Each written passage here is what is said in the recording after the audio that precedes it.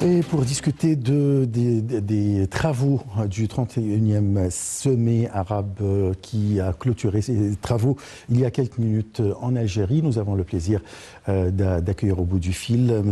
Hani Abdelaziz. Vous êtes ancien sous-secrétaire général des Nations Unies. Bonsoir. Bonsoir, monsieur. Alors, ma première question, c'est concernant l'importance de la tenue de ce sommet avec tout, sous la houlette de tout ce qui se passe dans le monde. Alors, l'importance de ce moment-là. Bien, l'importance est soulignée par la présence du chef de l'État au sommet et les déclarations qu'il a faites hier et qui visent à renforcer la coopération inter-arabe entre les pays de la région dans les différents domaines politiques, diplomatiques, militaires et économiques, comme cela devrait être. Malheureusement, ce n'est pas tout à fait le cas, ce n'est pas toujours le cas. Il y a d'énormes dissensions qui existent et il est à espérer tout de même que ce sommet, y compris la réunion préalable des ministres des Affaires étrangères, pourront tous les deux aider à surmonter les obstacles et les différentes prises de position. Nous vivons dans une ère tout de même aujourd'hui qui a énormément changé. Ce sont les intérêts réciproques de chaque pays, de chaque État qui prennent le dessus par rapport aux déclarations tonitruantes qui sont du passé, les slogans aussi qui sont du passé. Il faut vivre le jour d'aujourd'hui où les intérêts essentiels de chacun des pays doivent être respectés. Parfait. Comment analysez-vous le discours du président Abdel Fattah el-Sisi ? Eh bien, c'est un discours unificateur qui correspond toujours à la politique égyptienne en ce qui concerne les relations interarabes. C'est un discours clair qui démontre tout de même l'intérêt que l'Égypte porte toujours à améliorer de plus en plus la coopération interarabe, de mettre les différends de côté, de permettre des solutions qui ressembleraient, je l'espère, aux solutions qui existent au niveau de l'Union européenne, par exemple, la levée des obstacles frontaliers, la libre circulation des biens et des personnes. Tout cela, ce sont des éléments d'unité dans les intérêts réciproques. Il y en a bien d'autres, mais cela est essentiel.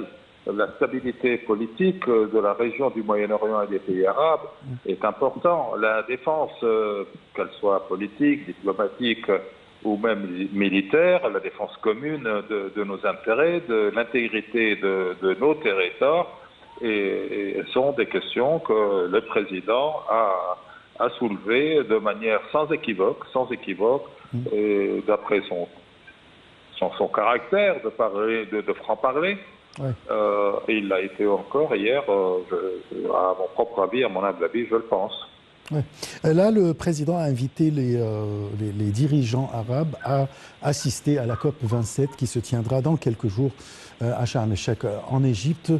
Comment évaluez-vous la préparation ou bien les préparatifs de l'Égypte pour la COP 27 ? Bien, je ne suis pas dans le secret des dieux, mais je pense que l'Égypte a une énorme expérience dans la tenue d'énormes conférences internationales et régionales. La COP27 est une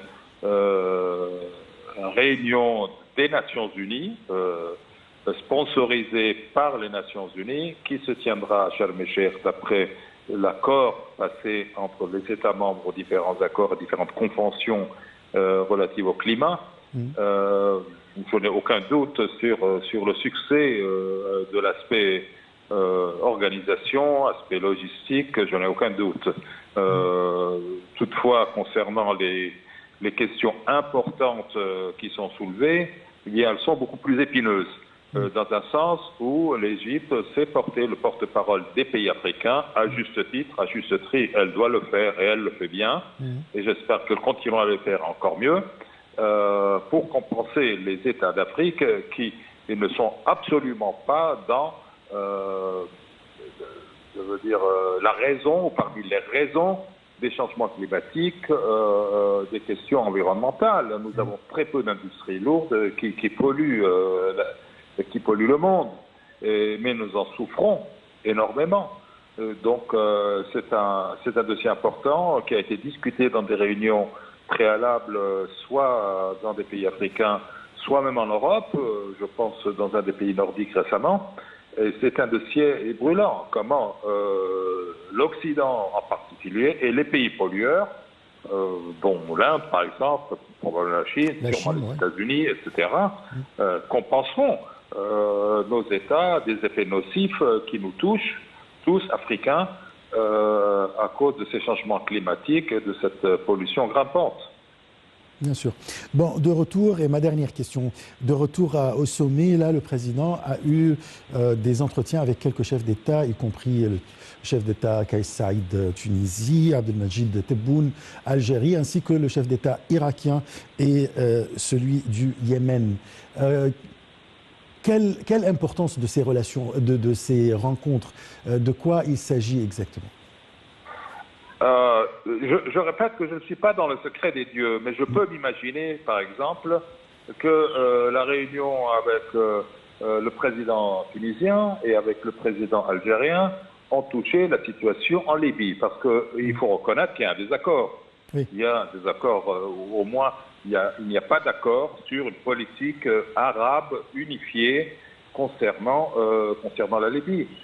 Donc je pense que ces réunions avec les deux présidents tunisiens et algériens étaient dans ce domaine pour pouvoir trouver des solutions communes à la situation en Libye. La Libye est dans une situation très critique et risque vraiment de chuter encore plus.